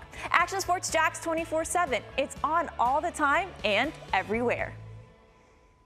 Summertime means sizzling sales at Nimnik Buick GMC. The #1 Buick GMC dealer in Jacksonville has lots of inventory to choose from with their best price guarantee. Nimnik never charges above MSRP. You can save up to $10,000 off select new GMC Sierras or get rates as low as 1.9%. You know, I'm a truck guy. GMC Sierra, my trim level is an SLT. This one's an Elevation. Pretty good looking color as well. So here at Nimnik Buick GMC, you have a lot to pick from. My father-in-law, he drives this, an Enclave, so I feel like that GMC in the family. 2025 is coming around the corner, which means it's almost time to close out those 2024s this summer. You can schedule a test drive at NimnikBuickGMC.com. And while you're there, check your trade value and customize your payment options. Nimnik is there for you, even on Sundays. Visit the showroom on Phillips Highway or shop online at NimnikBuickGMC.com. Nimnik, your friends in the car business since 1941. GMC, we are professional grade. Back we are. If it is seafood that you crave, that you love, well, number one, they have it. I guarantee you here on the menu at Sliders Oyster Bar, they can prepare it to your liking, and you will be very, very happy. They feature Safe Harbor seafood, which is right there. I'm telling you, I could hit a driver and a 9-iron into the ocean where Safe Harbor is at, and that seafood goes from the ocean to your plate just like that. It can't get any fresher. Check it out. If you know what I'm talking about, you know what I'm talking about. If you want to try the best seafood out and you want to test us, come on down to Neptune Beach and enjoy Sliders Oyster Bar. You can see and or hear all the people here. Happy hour going on outside patio where we're at, set up, just about filled up. Indoor bar, people eating at the bar, full service bar, and of course the Oyster Bar. Johnny Pop, the famous Johnny Pop, is shucking those oysters as we talk here. Great time of year to enjoy everything they offer here at Sliders Oyster Bar. One of our long time sponsors. We certainly appreciate Chris and Deanna Wooten and the good folks here at Sliders Oyster Bar. Terry Norvelle, we went ahead and let Patrick go, I do believe. He's been busy. I didn't want to sit him in his car in his driveway. I think it was time to get him out of here. A lot of topics here before we get out, about a half an hour left, and I'm going to lean on our buddy Casey Kurtz. Casey, some topics I want to kick around with you. Yep. And let people know. Did you hear? Let's go back to Saturday, the Kentucky Derby. Okay. And I can't remember the name of the horse that won it. I can't remember. Well, what the hell? Sovereignty. Yes. Sovereignty won, right? That's correct. Did you hear about the jockey? And I don't have his name. A very famous jockey. He's raced 3,000 races. The jockey for the winning horse Sovereignty, he got fined $31,000. Did you hear about it? I did not. Pretty cool story. Number one, he won, so there's no protest. He and the horse won. I didn't know this until reading this story, but it makes me happy because I'm an animal lover. The jockey, Alvarado, I think his name is, his last name, Alvarado, very famous jockey. He won it this past Saturday. He was fined $31,000 and there's a overriding horse racing entity, right? That runs horse racing. There is a rule, and I like it. In a horse race, the jockey can only whip. You know, they have a whip in their hand. They do. They can only whip 6 times total in a race. Oh. And I like it. You didn't know that? I didn't know it either. I did not know that, no. Come to find out, he might have gone to his whip like 7 or 8 times. Ooh. He did. He was confronted. They watched the tape. Now the race stands. There's no, forfeit of the race.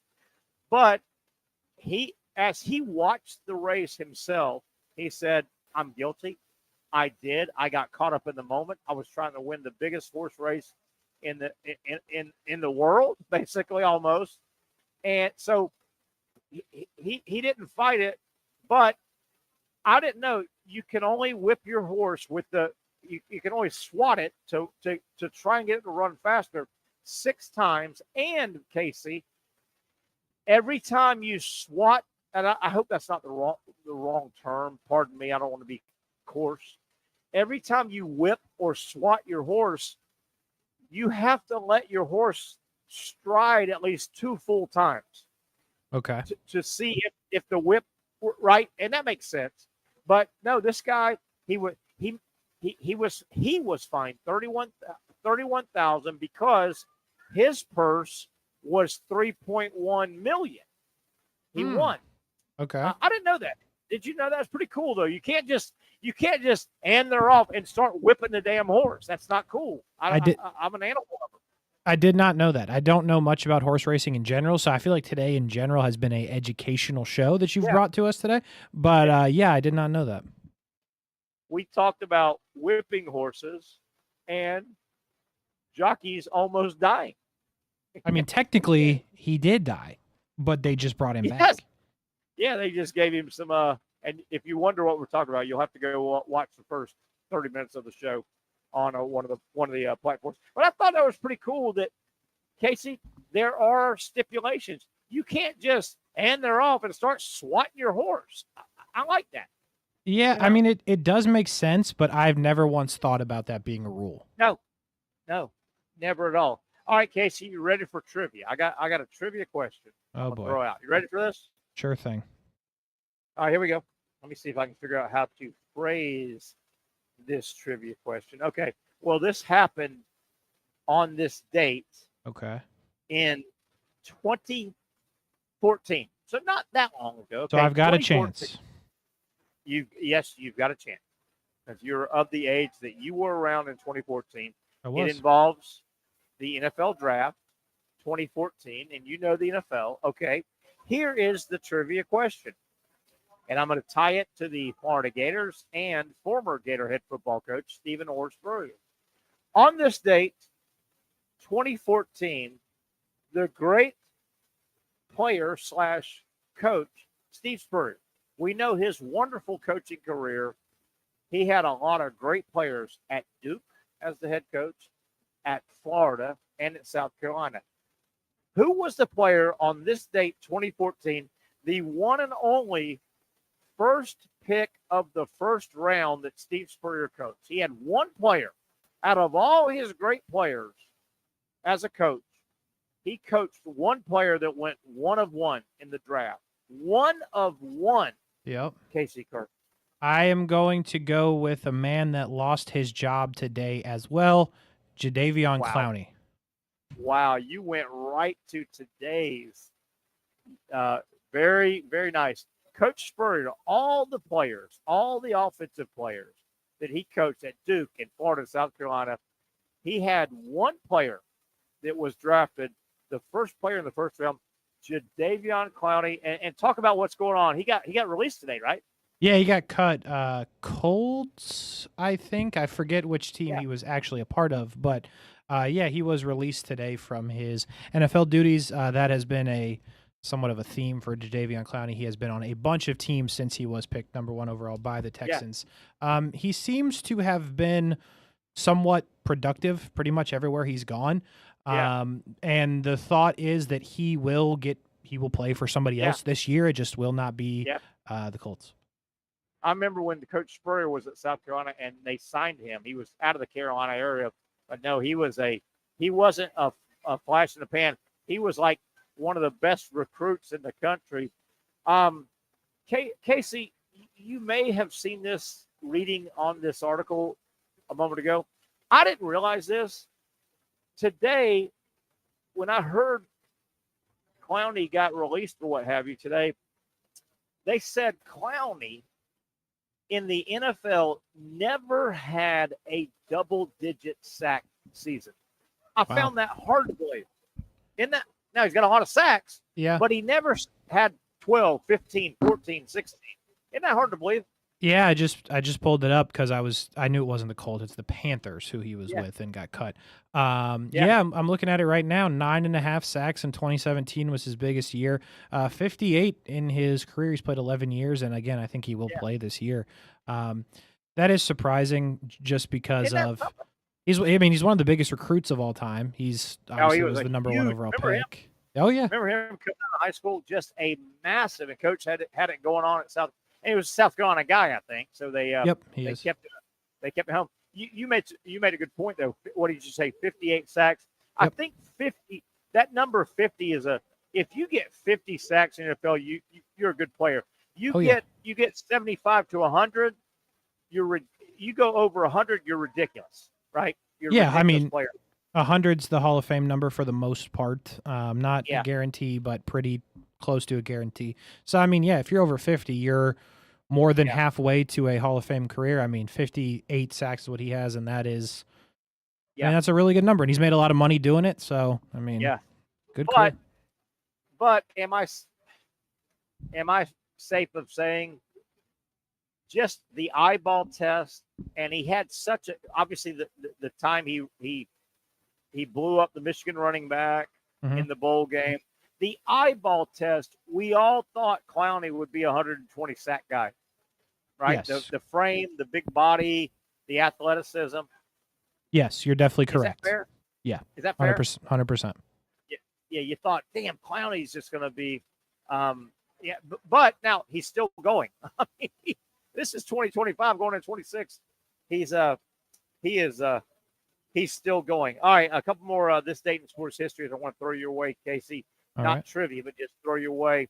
I was barely born way back 1967, but I can just imagine. I've watched a lot of highlights and newsreels about this. This date, sports history, 1967, and think about our country in the 60s. All the stuff we had, the civil rights situation. We just came out of the Cold War was going on. The Bay of Pigs. JFK got killed in 63. Robert F. Kennedy got killed in 67. Martin Luther King got killed. How about this? 1967 on this date, Muhammad Ali, who changed his name and his religious beliefs to the name Muhammad Ali, formerly Cassius Clay, refuses induction into the U.S. Army. He got thrown in jail for 3 years, and it was 3 of his most peak years. And he stuck by his guns, changed his name, and he said, hey, man, my religious beliefs do not allow me to, inflict voluntary harm on another human being. So, you didn't know that? Ali spent 3 years in prison in the late 60s in his peak because he turned down, obviously Vietnam War was going on. I did not know that. I had never heard that before. Yeah. Cassius Clay was his birth name, and he changed his name. He went to the Muslim religion and became Muhammad Ali, and he stuck by. And obviously, he was a very much practicing religion. That was his practicing religion. So it wasn't, I don't want to go to the war. Right. He practiced that for, the last 40, 50 years of his life. Yeah, but can you imagine? You've got your country at war on the other side of the world. The United States, part of the Allied forces. Vietnam was going on. Inside your country, the entire 60s movement, civil rights, and you know how volatile that was. Yeah, for sure.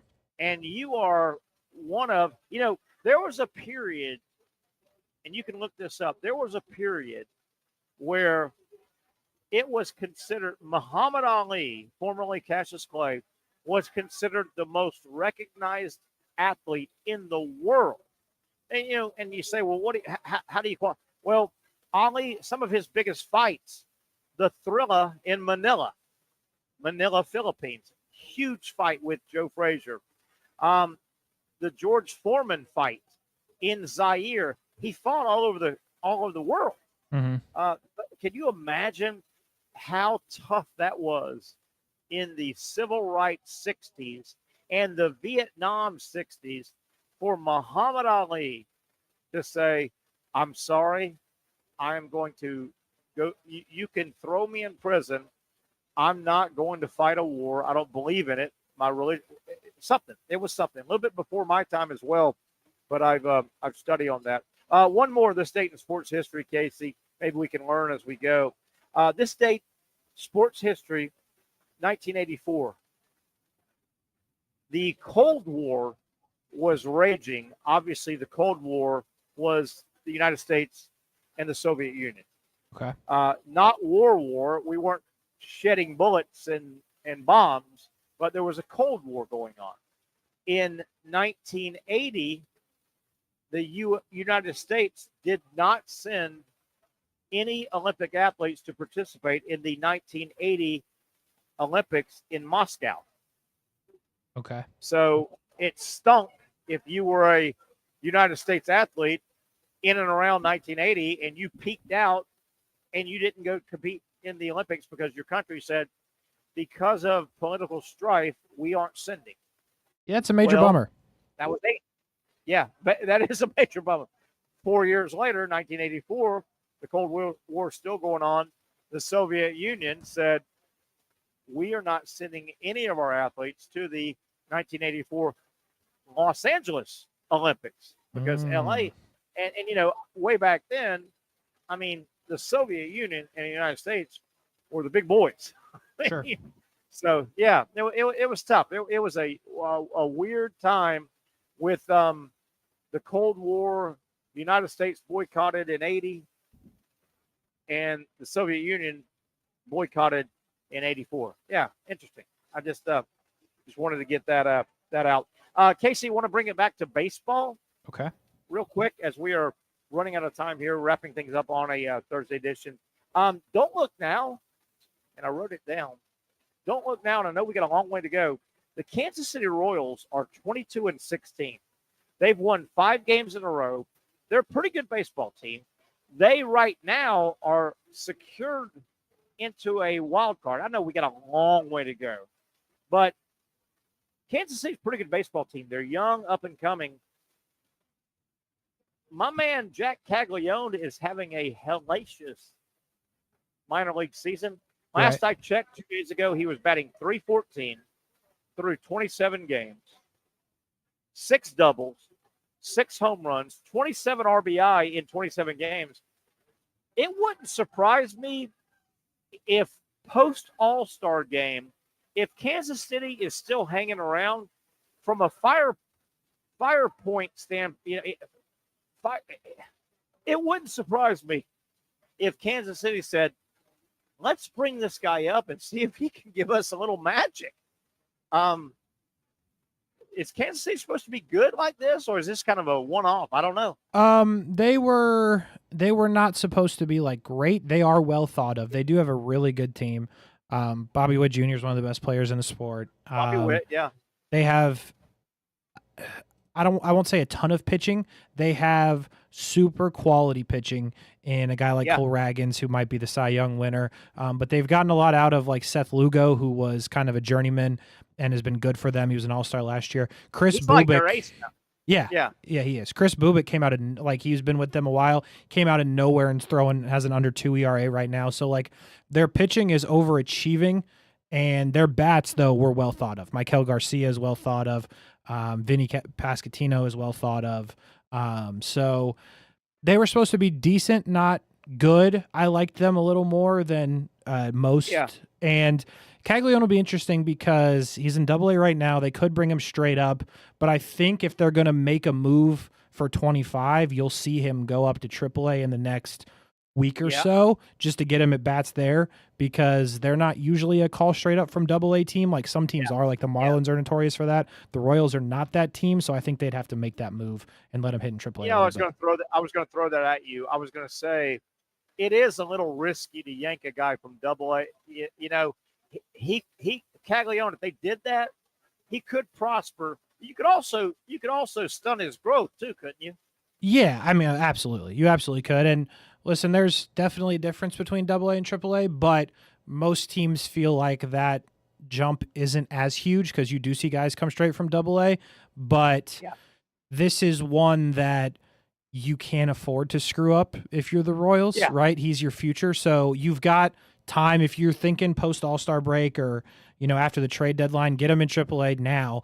Let him get at bats in Omaha against some of the tough teams in that little area and see where you're at. But I think it's very reasonable that he could be on the Royals by the end of the year. That'll be fun to track, Cags. Probably post All-Star game, but that'll be fun to track. All right, Casey, a couple more things I want to hit before we get out of here. Some fun, some crazy. Did you happen to hear? Did you happen to hear the story? There's this national professional tennis match going on. I can't remember what country. It was abroad, and it was legitimate, high-ranking tennis guys. Probably the top 50 tennis guys in the world. Big tournament.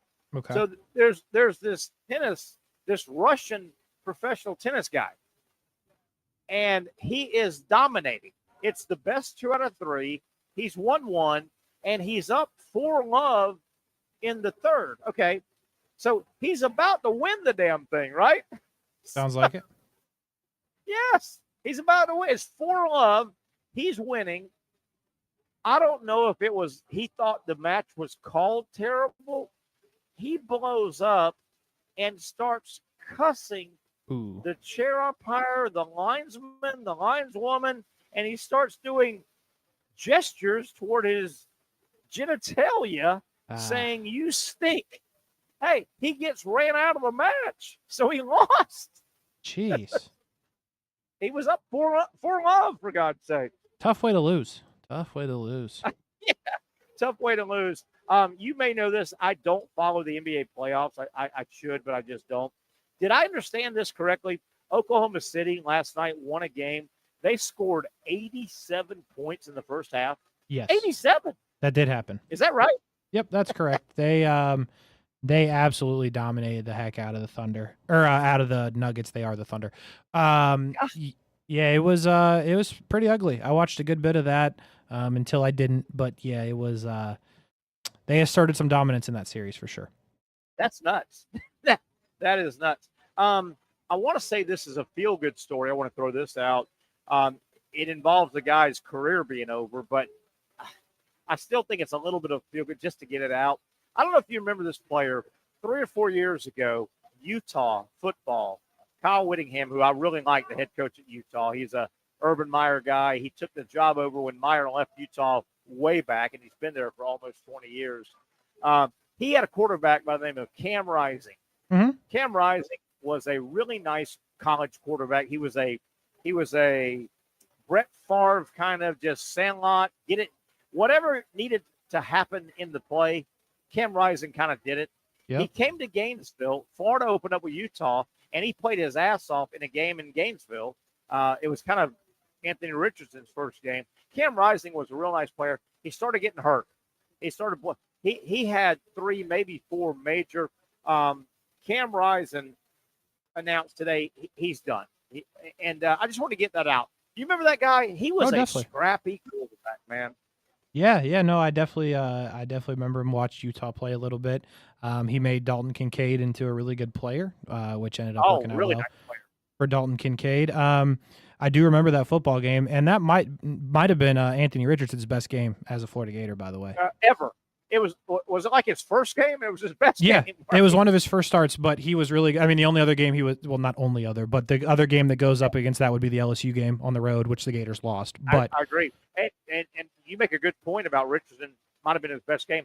That was, I think, his first game, or first or second, but that was the first. That was a night national broadcast, and Richardson showed out. The whole country went, "Oh my God, give this guy the Heisman!" Yes, right. And Utah was highly ranked, right? Because it was week 1, weren't they? Like a top 15 team or something like that. They were very highly ranked. As a matter of fact, if you remember this, Dalton Kincaid, who's still in the league, by the way, really good tight end. He was the number 2 tight end. They had Brant Keithy, their first tight end, who was a little bit older. He was a great player, but he also blew his knee out. That's right. I do remember this. Yeah, they had 2. They were good. Kyle Whittingham is a really, really, really good coach. He's still there. I think they've got a coach in waiting. Real quick, have you heard Disneyland will open up a theme park and help me pronounce this, I always mess it up. Abu Dhabi. Abu Dhabi. Yeah. Have you heard about that? Abu Dhabi Disneyland. I had not heard about that, but I'm pretty sure they could open one up on like the moon and they would get good viewership or good people coming in. Now, Disneyland opened up years ago in Paris, and it took a little while. But Disneyland Abu Dhabi is about to open up. You know, Casey, you may take a trip there. I don't think I have the wherewithal to get to Abu Dhabi and go to Disneyland. I don't think I'll see myself there. I could just slide down to Orlando if I'm really that inclined to slide through Epcot. But Disneyland Abu Dhabi, and by the way, that's just fun to say, right? Abu Dhabi. Yeah, it's not a bad one. That just, you know, when you say Abu Dhabi, it comes to mind, you see money. Yeah. And camel and desert, right? Yeah, I would agree. Anything else? That'll do it. All right, Casey, good job, buddy. Appreciate you. Appreciate Patrick Young and everybody watching and listening to the show.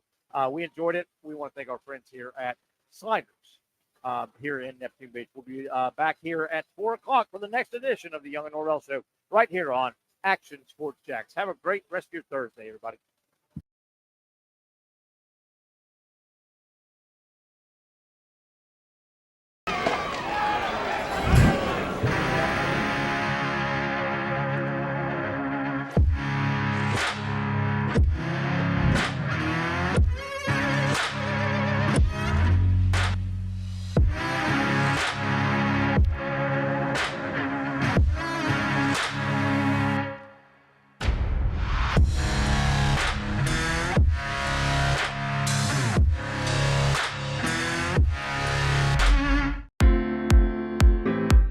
At Southeast Orthopedic Specialists, we know pain and injuries can stop you from doing what you love. This is why our board-certified orthopedic specialists offer the latest in both non-surgical and surgical treatment options and create a treatment plan tailored to your unique lifestyle and goals. So, whether it is a sports injury or that nagging pain that's keeping you from doing what you love, our team has the right treatment for you. For more information or to schedule an appointment online, visit our website. Finally, a family atmosphere, kid-friendly restaurant with a real sports bar feel. Rick's Jack's Beach features all of that and a large, climate-controlled covered patio with misting fans and heaters for all seasons. Mix in an extremely diverse menu that features the most quality and affordable steak at the beach, and there's no reason not to enjoy your next lunch, dinner, happy hour, or big sporting event at Rick's Jack's Beach, 300 2nd Street North in Jacksonville Beach. See you at Rick's Jack's Beach. You really got to hand it to him. Hold on. The previous play is under further review. I'm not sure what he could review, but okay.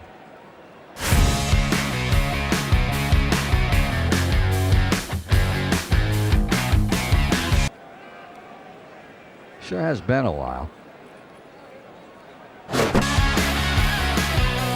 Dine in at Hurricane Grill and Wings for the football season. Well, there he is. Oh, what is that? The Action Sports Jacks 24/7 network is streaming. I'm Stuart Weber, and I'm here to teach you a nice three-step process on how you can watch all your favorite programming from the Brent and Austin Show every weekday 10 a.m. to 1 p.m. or the Cup Date with me. It's fantastic. We talk NASCAR. It's a great time. Wednesdays at 1 o'clock. All right, first step, easy. Download the Action News Jacks app. You probably already have it downloaded on your phone, so you might already have that one taken care of. Step 2, see that stack of pancakes up there? You click that stack of pancakes, and it's going to bring down step number 3, which is a full screen of all the different streams that you can click on, including the Action Sports Jacks 24/7 stream. You click that, the video's rocking and rolling on your mobile device, you're watching all the shows you want to, and you're having a good time. You can also do it on your smart TV with the Action News Jacks Now app. I do it on my Samsung TV at home. It's a great way to watch it on a nice, large screen for all the content. That's the Action Sports Jacks 24/7 network. Hope you can find it. You trust CGC to make your water great, and now you can trust CGC with your plumbing needs as well. Fast, convenient scheduling, licensed and insured. A quick call away at 904-552-1242. You never know when you're going to have an issue with a shower, toilet, or maybe it's a sink that sometimes is easy to fix. All right, let's be honest. I'm not fixing anything. I'm totally staging this because when I have a plumbing problem, I call CGC Water Treatment and Plumbing. Trained professionals, transparent pricing, customer satisfaction. Small problem or even a bigger issue. Maybe you need a new tankless water heater or something a bit more intricate. The experts with 25 years of experience at CGC Water Treatment and Plumbing can do it all. Call 904-552-1242 or visit cgcwater.com. That's 904-552-1242 or cgcwater.com. CGC Water Treatment and Plumbing, an authorized independent Connecticut dealer. Florida license number CFC 143.